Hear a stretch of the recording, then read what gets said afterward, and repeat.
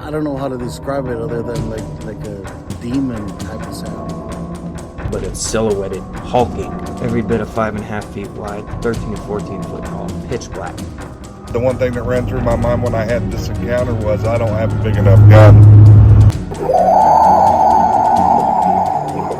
Your host, two-time witness and field researcher for more than 40 years, William Jevning. Welcome to Creek Devil. Hello everyone, welcome to another edition of Creek Devil. We're really happy to have Joe and Walter in Texas joining us. They have an update, some stuff going on. Fellas, how you doing? We're doing pretty good, at least I am. How about you, Walter? Oh, I'm doing great. Well, I guess the only way to approach this is you sent us some pictures and some stuff happened recently, so I'm just going to turn the microphone over to you guys and tell us what happened. Well, we went out camping, about a month ago, Walter? Yeah, we went out camping. We set out some mics, some recorders. We got some pretty good vocals on that trip, I guess. That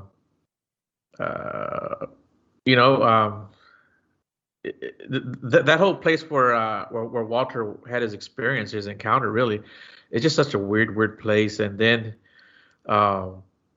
Walter went out like 2 weeks after that, and he found something interesting, right, Walter? Tell him about what the tree break you found.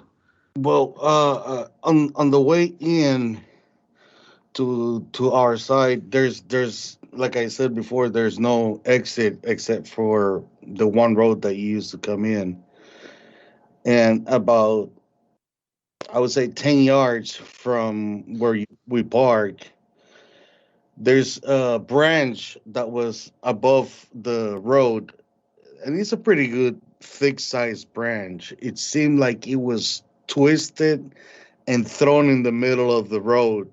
Kind of, I don't know, I guess I felt like kind of a stay away kind of deal. Right. And so when I went back, it's definitely covering more than half the road. The pictures really don't do it justice, but yeah, it's definitely covering more than half the road. You got to, there's barely enough room for the truck to get around. And yeah. It just happened so quickly, and it's right in that area that where Walter had his encounter. We did some walking around there last Saturday, and we found some what looked like prints, and we weren't really sure at first what the heck kind of prints they were. And it wasn't until after I got home I started to really think about it. I'm like, dude, these got to be knuckle prints, And so we went back there. No, we went there on Friday, and then Saturday when we went back there, that's when we wound up casting them. And these they were at least 4.5 feet apart, maybe even closer to 5. So whatever it was, it had a big stride. It almost looked like a hoof print, but whatever it was, it left ridges like knuckles, and it certainly like dug up the ground like it was, pushing off. And the one thing also I'll say is that me and Walter and even Lupe walked that area, and we didn't make any kind of impression on the ground other than the surface, right, Walter? Right. Yeah, those impressions look like 5 digits. You can count the impressions. Right. And Walter actually had to dig his boot into the ground to make an impression like that, because even though it's sandy, it was very hard. It was very compact sand. And Yeah, I was trying to try to see. I mean, if somebody walk through here, trying to debunk whatever it could have been before. And if it was a human, I mean, they would have had to been walking on their tiptoes. And you're talking about a 5-foot stride on your tiptoes, or maybe 4.5 to 5 foot stride on your tiptoes, and at the same time digging into the ground. I think even the person that was running wouldn't have been able to create that. And like I said, there was clearly what looked like digits, Yeah. And the very first one wasn't that deep, but the other 3 were. And I'm thinking that first one, if this is one of those creatures, that's when it initially got down on all fours, we all seem to have the same opinion that it happened that day, and we were even wondering if it happened because it was on the opposite side of that road that we were on, and we were even thinking, man, I wonder if while we were on the other side of the forest, if it came from to kind of check up and see what we were doing, you know. So that was kind of scary because, I mean, they were fresh, Will. I'm saying they had to have been that same day, if not within the time that we were there. Yeah, I don't think they were there when we got there. the pictures Yeah. look fresh. Yeah. And like I said, I mean, they were just, that ground was so compact, it almost had like a crusty layer to it, if that makes sense. And you could tell where that layer broke, and it just looked so fresh. And like I said, even Lupe was like, man, this happened today, and Lupe is a good tracker as you'll find, he really knows the outdoors, and man, that guy, you got to keep an eye on him, right, Walter? He would disappear in a heartbeat. Yeah, I turned around at once and I told you, man, this guy's a pirate. Hey, Joe. Hey. Walter, quick question. I'm looking at this picture and the one where you're straddling, and I see that it definitely looks like, like a handprint, not a handprint, but where it almost scraped with some fingers. It looks like, now is this a riverbed or what's all the sand from? I think it's maybe from a previous rain, because it had rained. It's been raining here for like 3 months. You took the words out of my mouth. That was my next question. The sand is pockmarked. It looks like it looks like a recent rain there. Yeah, it's been raining here off and on for like the last 3 months, probably all year, really. So I'm thinking it's from just settlement that's kind of flowed downhill. The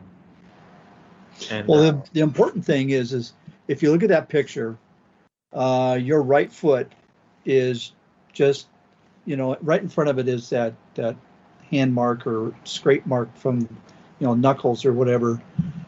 All the sand around it, I just want to point this out, has that appearance of being pockmarked, Right. by rainfall, but that isn't. So that was well after whatever rain. I don't know when it rained. Was it that day or? It had probably been about 3 or 4 days previously that it had rained. Okay, yeah. So those are real fresh marks. Yeah. So we left some recorders there, and we left some, but maybe 2 or 3 miles down the road, Walter, at that little bridge. So the next morning, we're going, and I've been to this site, I don't know how many times, 7, 8 times, I guess already. I've never gotten nervous there. We're going over there, and we're talking just like normal.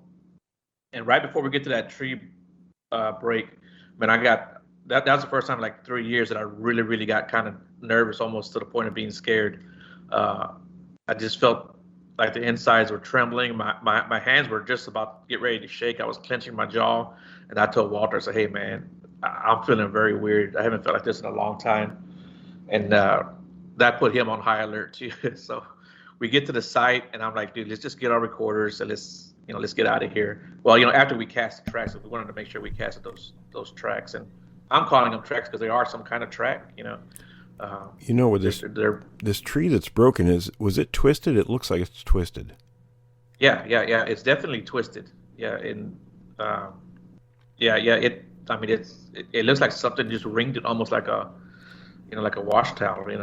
It's definitely got a twist to it. Do you remember how? 2 questions, I guess. How far off the ground this was, and how thick? How thick is the branch? And, yeah, I bet that thing was every bit of 12 feet off the ground. Okay. How big around? I don't know, 4 inches, right in that ballpark. It was at least that, I'd say. That's pretty thick. Yeah. And that tree is green, as you can tell. It's a green tree. It looks freshly done. Yeah. So, like I said, we were there a month ago. Walter saw that tree 2 weeks later, and then this is 2 weeks after that. So within that amount of time, that tree was broken, and it's still very, very green. All the leaves are still very green from the 2 weeks previously to when Walter saw it. And there's no other damage to any of the trees there. And we did find a lot of trees that are just like snapped off at the top, especially like these, I guess they're saplings. They're probably a good 3-4 inches around too. And they're just snapped, about 7-8 foot high off the ground. And They're like I said, they're probably 3, 4, maybe 5 inch in diameter, and they're just snapped. You know, um, I don't know what could have went up there and twisted that tree, but we measured where Walter saw that his, and it was 9.5 feet, Will, because I think I told you from the last time we were on that there was like a white mark on the tree, and it's actually like a fungus. I asked Lupe about that, and he said, yeah, because that's a fungus. And that's where his head was at, so that we had a good measuring spot for it, and we measured it when we went out camping a month ago, and it was 9.5 feet tall. So that could have easily reached up and twisted that branch if that's what the same creature did. That twisted that branch. And right across from it is those 3 tree branches that are snapped. Yeah. And then they're put together like 3 different trees. They were snapped and just bent weird. And there's one tree that we were examining where, like I said, the top part of it was broken, and it was a pretty green tree too. And it was laying on the ground. We thought this other tree was part of it, but it's not. So we don't even know where this other part came from. And it was stabbed into the ground. What, Walter, about good 5 inches into the ground? Oh yeah. Yeah, I mean, it was stabbed like a javelin, and so we don't even know where that tree came from because there was no other trees around, that perimeter that we found them. Did you guys get a picture of that one? I didn't take a picture, but you did, Walter? Yeah, I have pictures of it. Can you send that? And the reason I asked is because we talked to some guys recently in Australia, and that's one of the things that they found was in an area where there's, they're convinced that there's no people there, and there's just a trail every so often of one of these sticks stuck in the ground, and it could not have happened naturally. It couldn't have fallen that way. It would have, if it fell, it's going to land on its side. So that's why I'd like to see the picture. That is really very compelling information. And so while we were there getting our recorders and waiting for the plaster to dry on the prints, I went down the road because I actually put my recorder not that far away from that tree break. I just want to leave a recorder over there, and I only left the thing off the road, like maybe 3 feet off the road, and just reaching into that little forest area right there to get my recorder, man, I was nervous. I was really, really nervous, and Walter goes, well, we still gotta go get mine. He left his even further back, and it was maybe about like 60 feet or so. And yeah, I was nervous going in there, the whole time. Then we got back to the truck, and there's like a little clearing where we park because it's at a dead end. And so we got back there. We were just standing around in that open, and I told him, it's not a very big opening, but man, I felt just so much better staying there than being in the woods that day. And then we heard what sounded like something very heavy getting thrown and hitting the ground. We didn't go investigate to see what it was because I was on edge and I wasn't about to go see what it was. But something was definitely, I'd say, thrown at us. And also, but maybe 5 minutes before that is when we heard the murmur, right, Walter? Yeah. Yeah. Yeah. And we both turned around and looked at each other. I'm like, man, did you hear that? And he's like, yeah, I heard it. And I said, it sounded like somebody was talking, right? But it just sounded like one being rather than two. It just sounded just like a murmur, and we couldn't understand what the hell was being said. But yeah, so we were kind of nervous on that day. At least I was. Oh, I felt like puking. Yeah, it was. It was. It was kind of scary. That's the first time I felt like that in quite a few years, at least 3 years. I used to go in there pretty happy-go-lucky. I mean, I'm looking for sign. I'm looking on the ground, looking up in the trees, and Saturday morning, my head was just on a swivel. I was just looking around and just trying to watch everything. What do you think the distance was? How far away was the murmur? Like 10 yards, 50 yards? I don't think it sounded too far. I think it sounded close enough for us to be worried and far enough where we should have gotten the heck out. Yeah, if I had to put a number on it, I'd say 60, 70 feet. It wasn't far at all because it was It was a pretty clear murmur. It was pretty clear, and That's pretty close. yeah. It sounded like it was trying to be quiet, but it was close enough to where we heard it. Well, and he threw that log at us, and I turned That was in around the other direction, yeah. and I asked you, "Was that you?" And you're looking at me like, "What the hell? No!" and he's standing right next to me, but he just sounded like they threw something in our general direction. Yeah, like I said, we were like in a little opening, and it landed right in the right at the edge of the forest, And I'd say something was thrown, because if something would fell out of the tree, you would have heard it hitting the branches, but you just heard it go boom, It sounded like, you could hear the whistling as it was going through the air and it hit the ground. Yeah. And like I said, but then we found like this big chunk of concrete in the back of the woods. Also, it had nothing to do with what was thrown, but we just thought it was kind of weird that we found this big chunk of concrete in the out in the woods.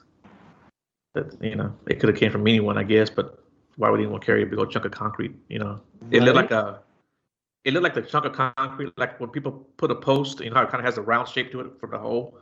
That's what it looked like, and like it had been in the ground at some time. And it was only like maybe like half of it. Like who's carrying around chunks of concrete in the woods?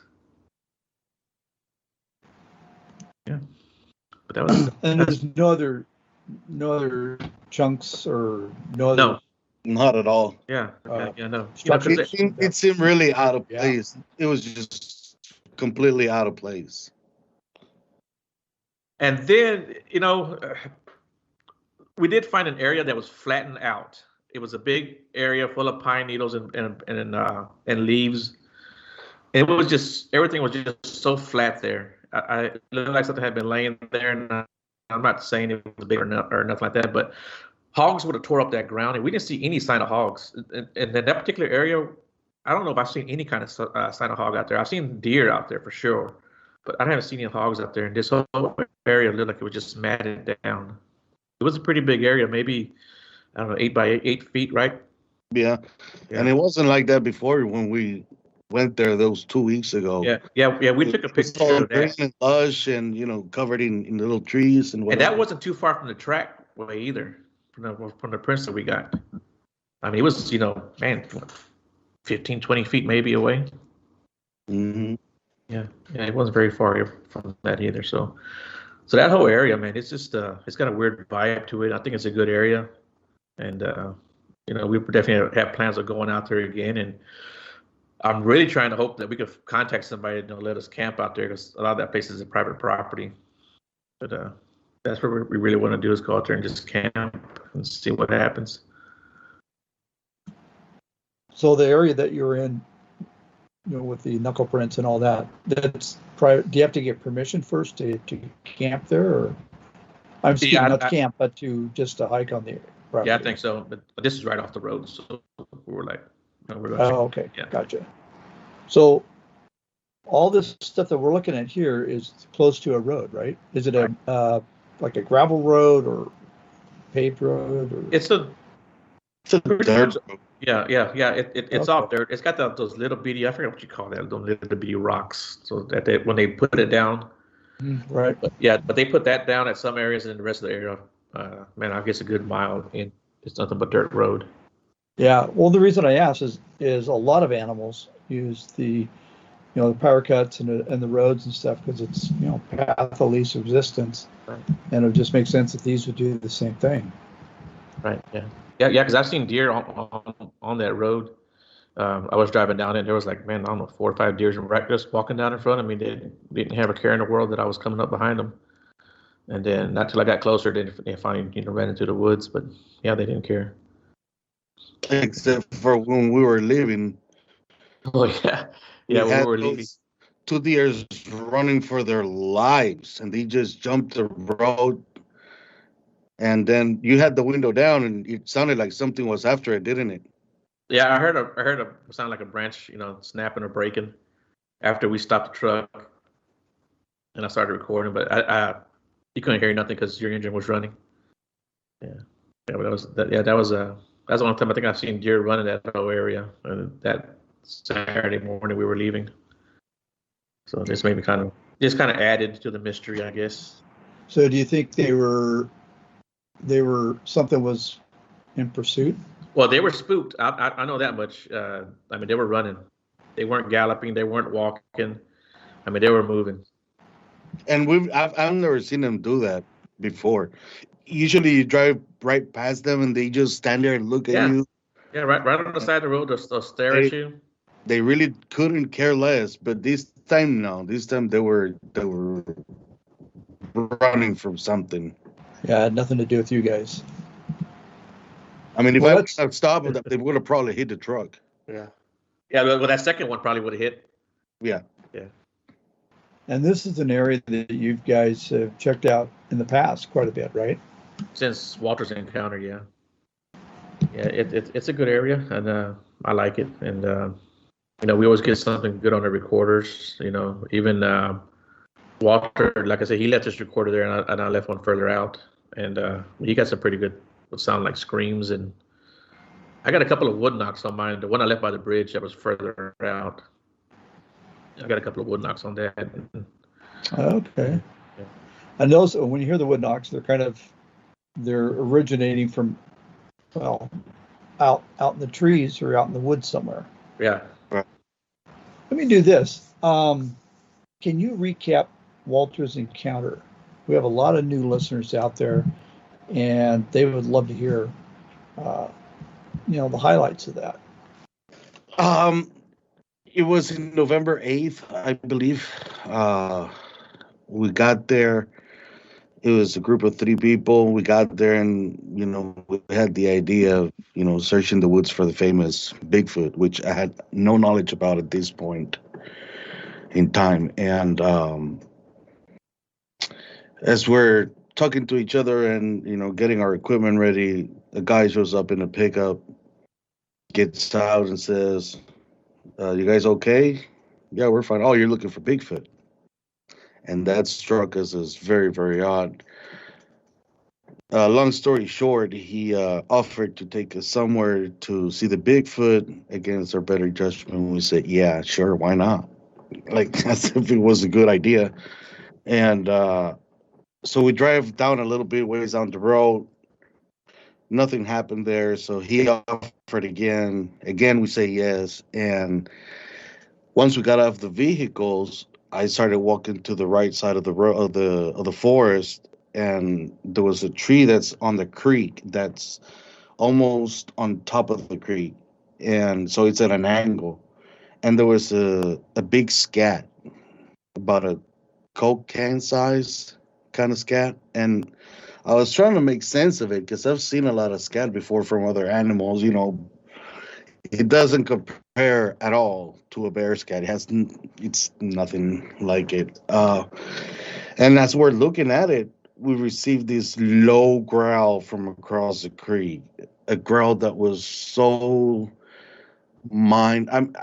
it was the most disturbing thing you could hear. It wasn't a scream. It was like a growl, like a possessed lion or some kind of demon. And with each growl, your rib cage would vibrate to the sound.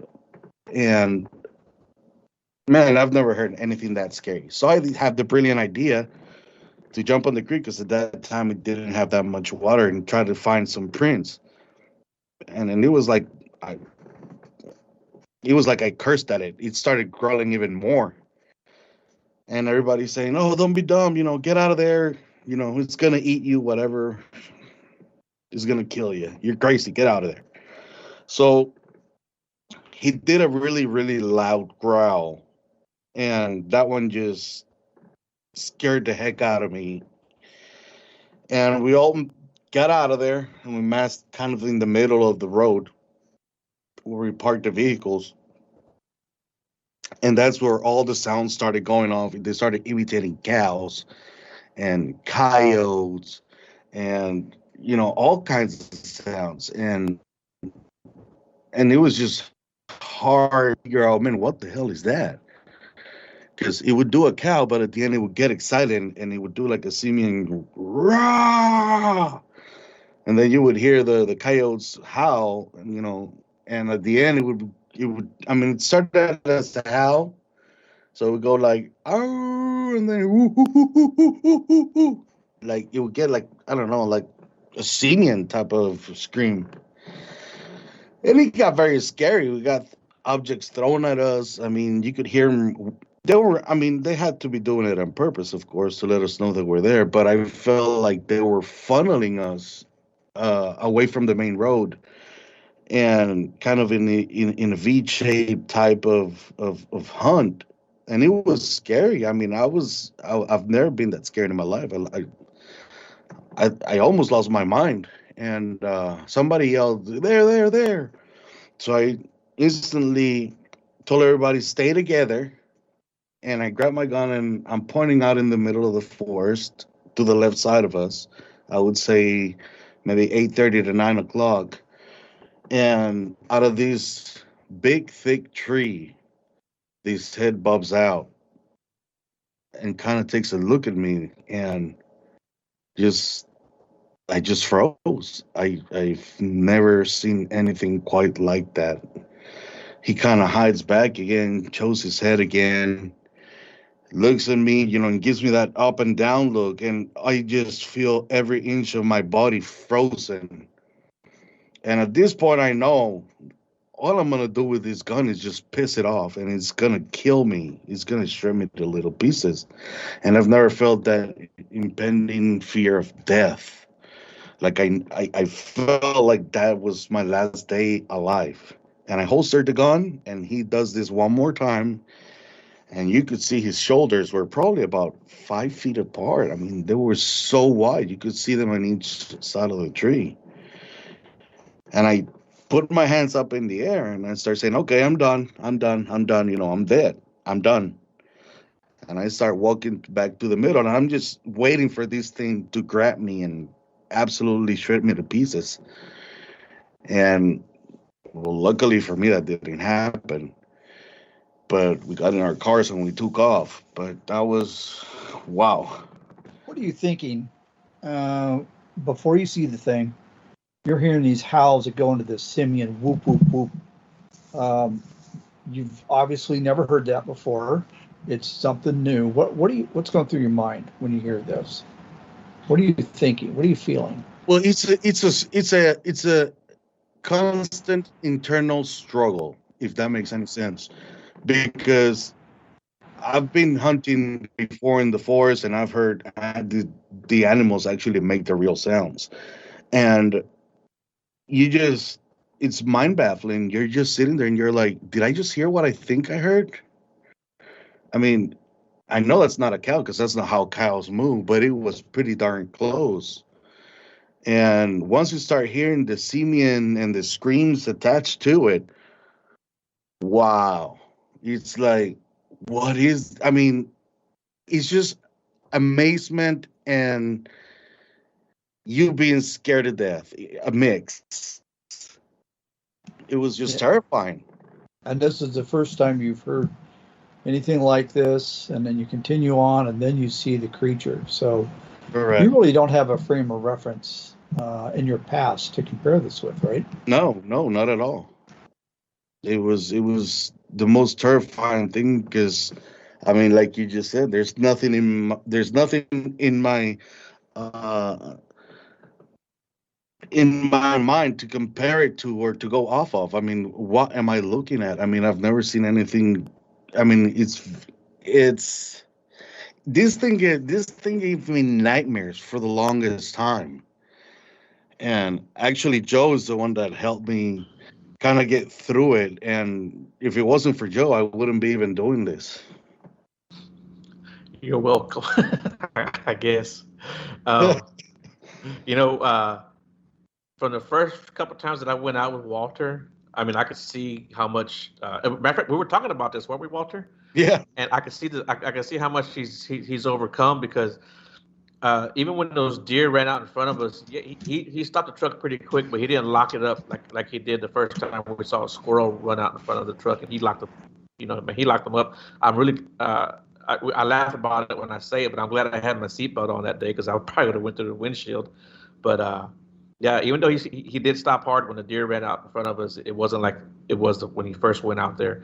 And I was telling him that when he first went out there with him, I mean, he was like rubbing his pant legs. You know, like if your pants get sweaty, you kind of wipe them off. I mean, he was just walking around like that, just rubbing it. He didn't even realize he was doing it. I was telling him, I said, you don't do that anymore. He's like, I was doing it. I'm like, yeah, I could just see how tense you were, you know. And so he's gotten a lot better. Yeah. So I'm glad for that. You know, I'm happy for him that he seems to be getting better on, you know, as far as getting too tense out there and you know, getting let fear get the best of you, because, you know, like I said, I was scared Saturday. You know, I was definitely on edge, but I still was out there and I was still looking around and, you know, trying to play it cool, I guess, you know.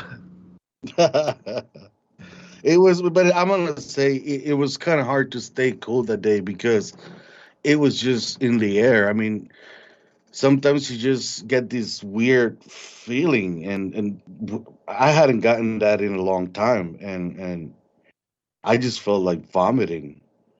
That day was weird, and then, like you said, you know, we heard that murmur, and then that object that was thrown at us. I mean, I honestly think that when we went to the left side, which is the side where I had the encounter, and we started actually following that creek, I think that they came from the other side and they were like keeping tabs on us at a safe distance. Right.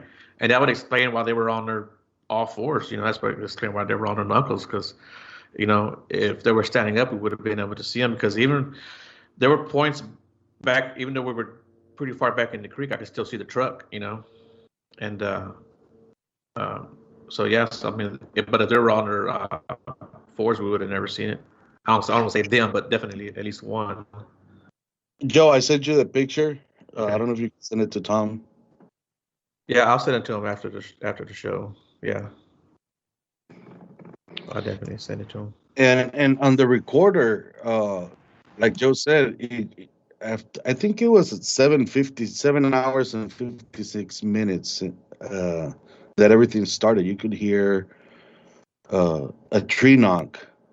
And at first I thought it was like somebody shot or something, because that's how loud it was. It sounded like a shot. And then you can hear, and I've been really thinking about this. It sounded like there were two female Sasquatches yelling and screaming at each other. I mean, it's just, and it goes on for quite a while. And they're just yelling at each other back and forth. And then at some point, you hear a male just do a one loud scream, and then everything stopped. So I'm not sure what was going on, but I mean, what was it that made you think it was female? Was it the tone of voice, or the tone, the tone of the? I mean, I can send you the recording so you can hear it. Oh, I'd love to. Yeah, absolutely. And I'm looking at the picture. This is the one of the where you're talking about the tree branch. It's kind of wrung like a wet towel. Only it's taken back. It's funny because the tree it's green. It's a real fresh break or twist or whatever. But they've shoved half that tree on the ground. Yep. And it's very thick vegetation in there. I would say just beyond that tree, you don't have any more than 10 or 15 feet visibility. Correct. Yeah, and I just want to kind of let everyone know that, like I said, it happened within the last month. And, you know, we haven't had any kind of hurricanes. We certainly haven't had any kind of freeze. You know, even tornadoes would have, you know, left a path of destruction throughout the forest. Well, right, it's exactly. They're not selective. This is one tree chosen. And even if it was like an 18-wheeler, which I don't think an 18-wheeler would fit down this road, but it would have hit a lot more trees, you know, on the way in, and I don't know how it would turn around and get out, but you know. Yeah, I mean, the whole forest looks completely normal until you look at that single branch. It seems like something twisted it, and just left it there, you're not coming in. Period. And like I said, um, in one of the pictures that I posted in the group of the branch, hanging down and actually touching the ground, it's we were very much inside, what I would call the encounter zone. That's where we were sitting. We're sitting in the truck, and we're still very much inside where you had this encounter. And this is the same area where you guys put your recorders. Right. Okay. Right. Yeah. And then, do y'all remember that growl I sent you guys? Didn't I send you the growl I heard? Or I actually got on recording. No, I don't remember. I think I sent it to Will. I think there was a growl. If not, I'll resend that to Will and let you hear it. And this is like in February? I think it was in February, like right before Valentine's Day, as a matter of fact. And it was cold, and some of the people I let listen to it were like, man, that sounds like a gator almost, but the gators weren't out at that time. It was way too cold. It was still very much wintertime. And yeah. Oh, I know what you're talking about. That's right. Right. Yeah. Yeah. Well, actually, I think that growl came off of your recorder. Was it your recorder or my recorder? I don't remember. But No, that was yours. okay. And yeah, I mean, it was cold. Those. Well, during that whole winter, we had a cold winter here, so the gators hadn't even come out yet, and there's still no sign of gators in that creek. You can see where the gators come in and out of creeks or lakes or what have you, and there's no sign at all of any kind of gator. Yeah. I'm just thinking about that story, or the encounter where the thing growled at you, and you said it was almost like a projected growl, Right. directed at you. Definitely. Well, let me tell you something. Here in Oregon, my buddy and I, this was a year ago, 2 days ago.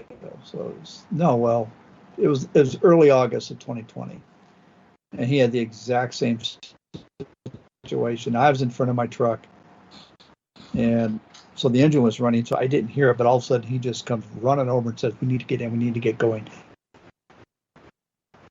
now. And I know what we're doing, and I know where we're at, so I'm not going to ask questions. And he said that he had, and we were inspecting some scat in the middle road. And we're using a paper plate as a kind of a scale for the, for the picture. Anyway, he threw it in the back of the truck, and he said this thing growled at him from forest.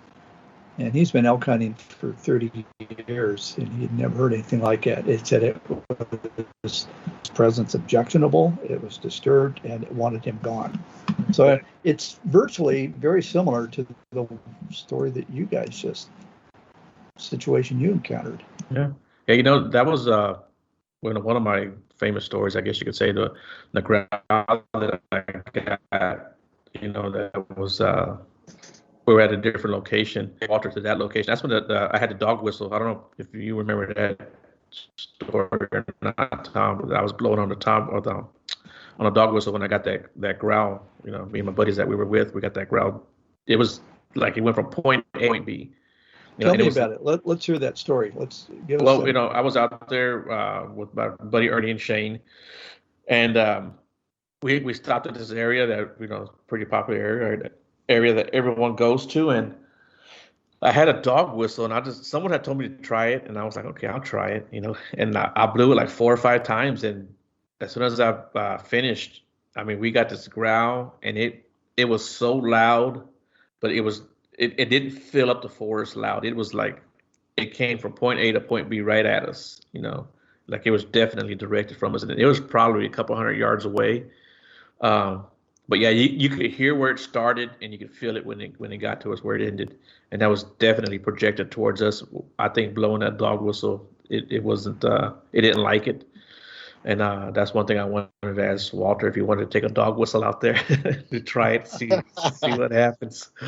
Probably not. Yeah.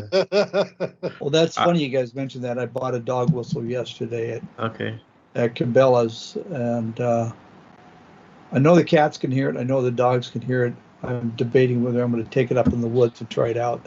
Yeah, I mean, I'm gonna try it again. You know, I've always ever since then. Matter of fact, I got rid of it, and I said I'm never taking this out there again. But I'm gonna go back out to that location and I want to try it just to see what happens. Uh, listen, man, I'm gonna stand right behind you.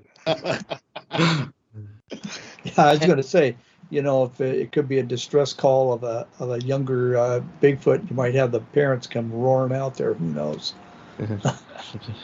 I had a question for Will. I heard that somebody was telling me a story that usually the females challenge each other and the males let it go on for a while, and at the end they bow to each other. They don't attack each other, but they just yell at each other.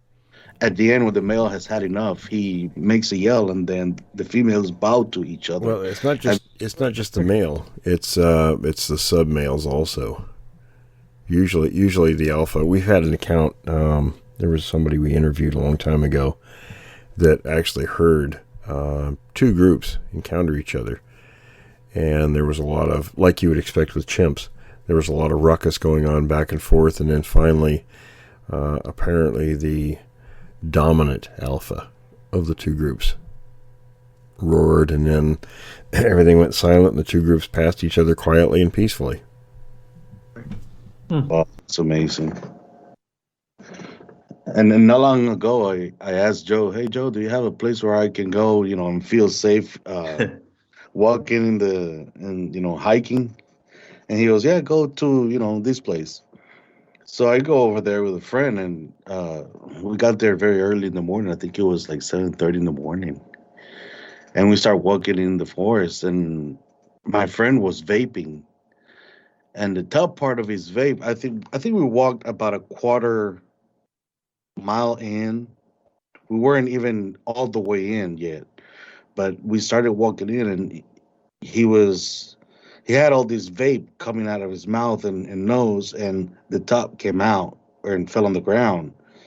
And as soon as he bent over to grab it, they started throwing rocks and logs at us, and we couldn't see where it was coming from because there was so much dense foliage all around us that we couldn't see. It was just. And then I'm a small guy. I'm not that tall, anyways. See, but you guys went where they weren't. Yeah. Well, what's funny I had to was put that like, in for Tom. When he had told me about going out there, I said, you know what, go to this location. It's a nice location. You might get some tree knocks, you might get a whoop or something like that. I said, but they're real calm over there. I didn't know all this was going to happen to them. Yeah, so I mean, they're throwing. I mean, and they did 3 mock charges at us, and I immediately put my hands up and I said, "Okay, it's your house. We're leaving. We get it. We get the message." And as we're walking out, they just kept throwing things, and you can hear it in the recording. I got a video of it, and I want to send it to you guys to see what you guys think.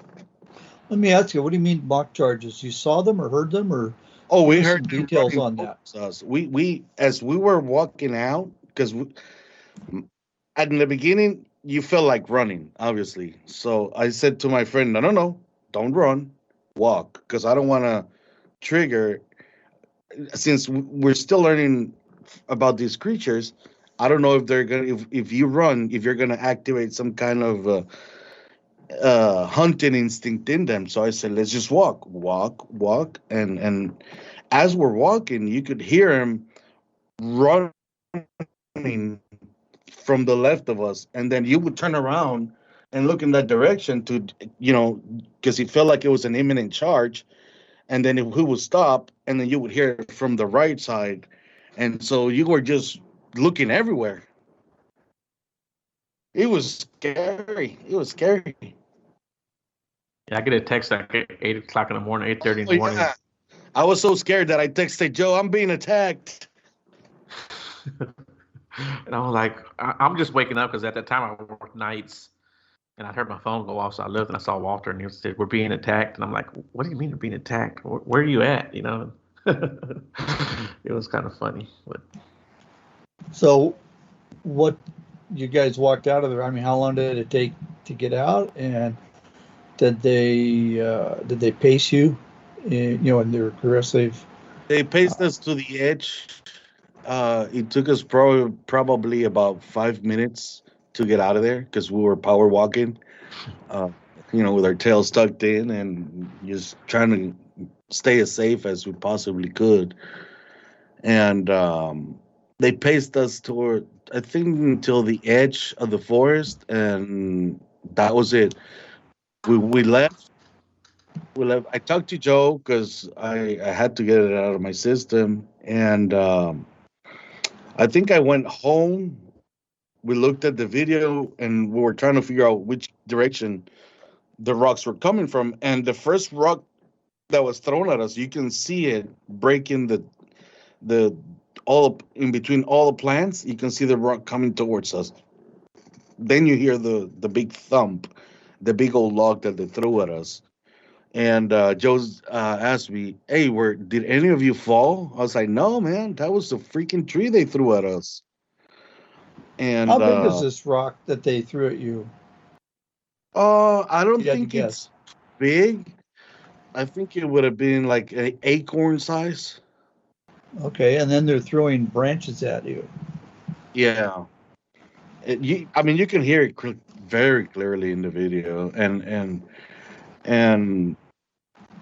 that's when Joe asked me, "Did one of you fall?" No, we didn't fall. Why? Because it sounds like something fell. And I said, "No, that's a log that was being thrown at us." Yeah, then that's the following week is when we went camping out there, and we went out there. We put out some trail cams and we put out some recorders out there. Our trail cams went off, but there was nothing ever that we saw in the pictures. But they were definitely set off, you know. Yeah, that was weird. They kept being set off, but we couldn't find anything. Yeah. And there are hogs out there. And what's funny is that we set our cameras kind of like I guess like a 90-degree angle from each other. Yeah, but we didn't see anything on our pictures at all. But when we set the cameras out there and our recorders out there, and on the way out we're walking, we probably went in, I guess maybe a mile, at least that far, maybe mile and a quarter, I guess. But on the way out, not too far from where him and his buddy had their stuff thrown at us, at them, we heard two snaps in the woods, like something, you know, was walking on the ground and snapped some branches or some twigs on the ground. So we stopped and we're kind of looking at each other, and we take one step, and we took that one step, we heard it pop again, right?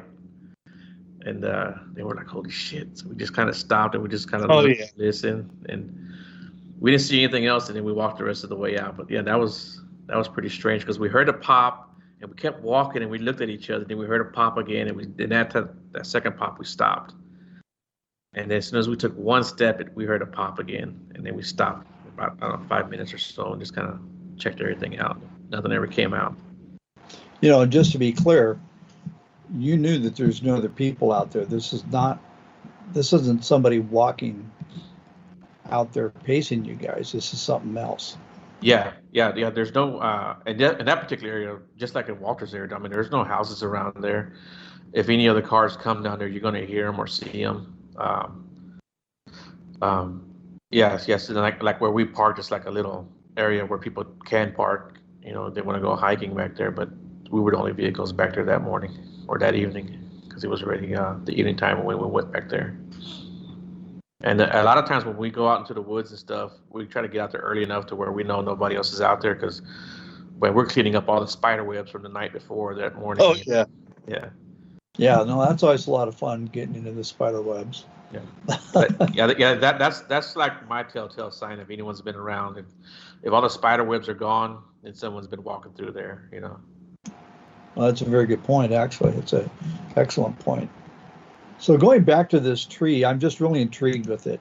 It is, as you said, this is not a force of nature that did this.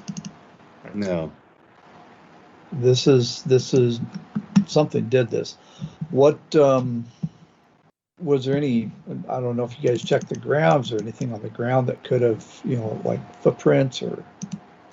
Well, the ground is too hard to even leave any any truck prints. Right. And where that tree's at, it's actually quite a bit off the road. And even where that branch is broken, it's not on the road. And, back there, it's just so thick and, the ground just so covered with leaf and, and everything else on there. Yeah, I'm looking at it. It's pretty, just got a lot of growth and stuff on it. No good spots for footprints. Right. Did you guys get a chance to look at the tree and see if maybe there's some hair or anything like that? Any other possible evidence on the tree itself? No, it's so hard to find hair out there in the woods like that.